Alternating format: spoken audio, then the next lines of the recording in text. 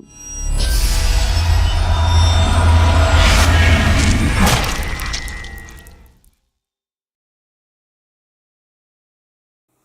back, Horror Hounds, and this is the final part of my House franchise reviews. Today I am going to be talking about House 4 Repossession, which is the final instalment out of the Sean S. Cunningham produced series. As the popular 90s song once said, they saved the best for last. Unfortunately, that's not the case here, as House 4 is probably the worst instalment out of the 4 films. Ideally, House 4 The Repossession should be a direct sequel to the original 1985 film. It brings back the character of Roger Cobb, played by original actor William Catt.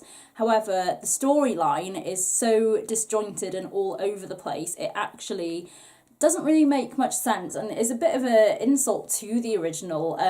So Roger returns and he's having a disagreement with his stepbrother, who is wearing a dodgy hat, and it's all over this childhood home in the middle of nowhere, where he promised his grandfather and father that he would never sell the house, and the stepbrother wants the house for himself, so there's a bit of an argument there. And this time around, Roger has no mention of his son or his ex-wife from the original movie. He happens to have a brand new wife called Kelly and a 12-year-old daughter. So in the 7 years between these two movies, I don't know how this all came to be, and there's no real explanation either. So I think for fans it is not like the best start to the movie.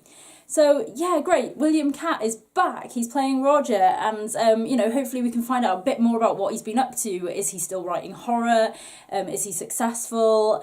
There's all these unanswered questions that unfortunately never get answered for us. So I'm going to throw in a spoiler here, so if you haven't watched the movie yet, I suggest you go and do so, then return to this video. So in the first 10 minutes of the movie, Roger and the family are involved in a really horrendous car crash, which sees the demise of Roger. So it's left to his wife and daughter to carry the rest of the story. So the only thing I found interesting in this aspect is Kelly Cobb is the first female protagonist in this franchise, and so it's quite refreshing on that aspect, but unfortunately she's not a character I can particularly get on board with, and I just think it's down to the writing and the kind of general tone of the film as a whole, and how it's all just really all over the place. So Kelly has to make the decision to switch off Roger's life support. Obviously she is devastated, and keeps having flashbacks about the time she did that, and as it delves further into the film, they get more nightmarish as it goes along.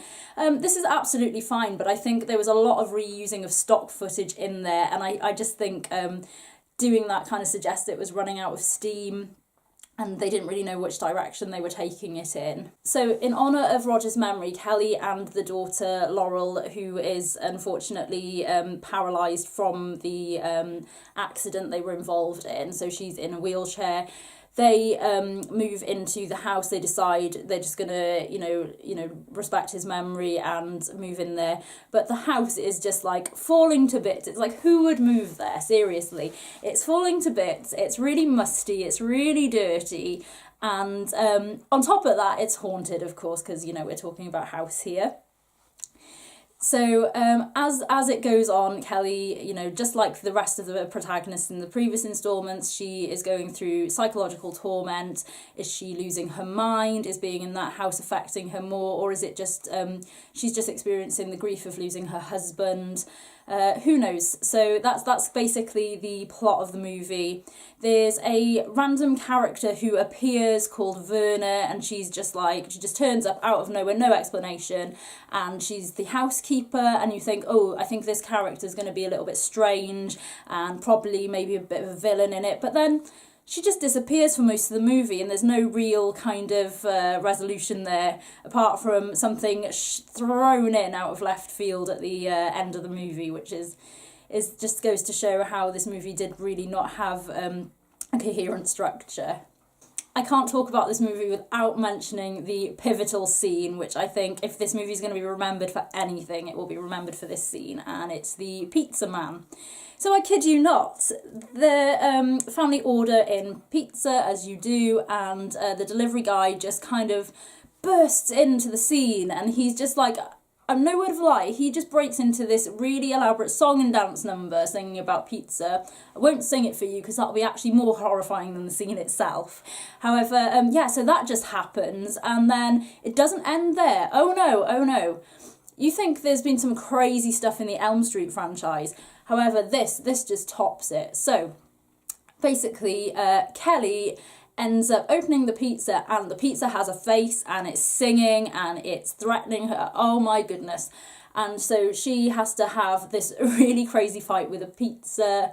There's also cliche moments where she's in the shower, and the shower starts raining blood on her, and then it's not. So I think overall this film is just a sequence of nightmarish set pieces rolled into like a thinly veiled plot, and then you've also got a subplot going on the side with the gangster stepbrother who's trying to get the house for himself and his heavies, and I think I said he wears a dodgy hat, and yeah, he's working for this other guy who's like really gross and coughs up phlegm, and it is just like, it's really, really disgusting and grotesque, but I think that's one thing I appreciated about it, is it goes as grotesque as possible, and in that kind of era of horror in the early 90s, late 80s, it was kind of, you know, it went all out to do like things to unnerve you, make you feel a bit squeamish, and I really do appreciate that from the practical effects side of things. I think compared to the other movies, the main issue I had with the Repossession is it just came across as really, really slushy, over kind of romanticised, really, really soppy, and the comedy just wasn't there like in the previous three. I think any comedic element to it just felt really, really forced. So when you delve into the production backstory of the movie, you can sort of appreciate why it is kind of like the final product is the way it is. So the story goes that this one was directed by a first-time director, Lewis Abernathy. He'd never directed a movie before, and this is the only movie he has ever directed, so the only one that's under his belt at the moment. And basically he was up for directing a bigger budget movie, Deep Star 6 from 1989. However, after the previous director left the project, Sean S. Cunningham was chosen for it. And the reason Abernathy didn't get the gig was because he didn't have as much experience at that point. So, you know, as a really nice favour, Sean S. Cunningham has said, you know, I promise you I will get you, you know, to direct your first project. And so it happened to be House for the Repossession. So I think, you know, with lacking experience as a director, you can kind of understand, you know, this is a first feature, so, you know, it's not going to be perfect or anything like that. And I think even Abernathy himself, according to Simon Barber's booklet which comes with the Arrow box set that I have mentioned in each video, he does, you know, mention that he knows that you know, he made mistakes, it was his first movie and it could have been a lot better, so you can kind of you know, appreciate that, that, you know, they acknowledge that this movie wasn't what it should have been. And then Cunningham obviously was a bit disappointed that he did not keep the same stylistic tone throughout with all the films. You know, they're more or less an anthology. So I think that if he had stuck with a distinct narrative and distinct style throughout, you know, maybe it could have been a lot different, and maybe these films would have been more popular than they actually ended up being. But, you know, hindsight is a wonderful thing. So going back to the casting of William Katt, I just think he was absolutely wasted in this film. He is merely a cameo. However, it's a bit deceiving because he was used as the marketing point for the movie. His face is more prevalent on the cover. I mean, as you can see here, it's like this cover suggests, yeah, he is going to be the main character. And even though the story revolves around his character, Roger, it's really, like, it's not about him, it's about his wife's journey rather than him and how she deals with it. But as I say, I think as fans we were robbed with how his characterisation went down. You know, there's no explanation for how, you know, why he remarried, where his son is he still writing, you know, what's his career like, what happened to the original house, because this is a totally different house, totally different scenario. And I just think that, you know, maybe if they were going to go down this road with this particular story, they didn't need to bring Roger back. It should have just been a totally different character, because it just does not work, and it's really, really bizarre. And if you were going to skip House 2 and 3 and just watch House and then this one, it would still just like feel really disjointed. It just wouldn't work as a coherent narrative flow whatsoever. The one thing I did notice throughout the franchise is they all do have happy endings. There's always something like positive at the end. So I think in a lot of movies now they do really go for the jugular, and it's like the main character survived, yay, oh my god, and then, you know, something happens. You've got that elaborate scare at the end. Which, you know, in some movies it works exceptionally well. Obviously, you know, you can't beat the jump scare at the end of Carrie, for example. That is just truly amazing and iconic. But this one, it always goes for a feel-good vibe and, you know, positive. And I think that is, you know, what the filmmakers were going for. And the director, Lewis Abernathy, did state that, you know, he wanted to bring back the feel-good movie. So there we have it. I have completed my Arrow Video house journey, and I have had so much fun like watching all of them and discovering these 3 new films that I never knew of their existence until recently. So that has been pretty awesome.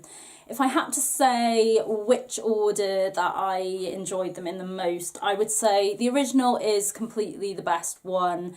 If you want to watch any of these films, just go for the original, hands down. I think number 3, as it was a slasher and it had some really fun set pieces and a really, really like fun story going through it and a menacing killer, I really, really enjoyed number 3, The Horror Show.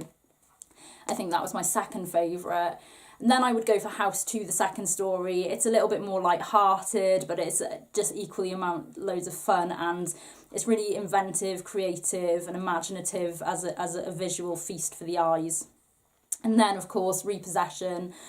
Yeah, and totally not my favourite out of the bunch, but, you know, it was experimental. I think it could have, you know, ended on a better note.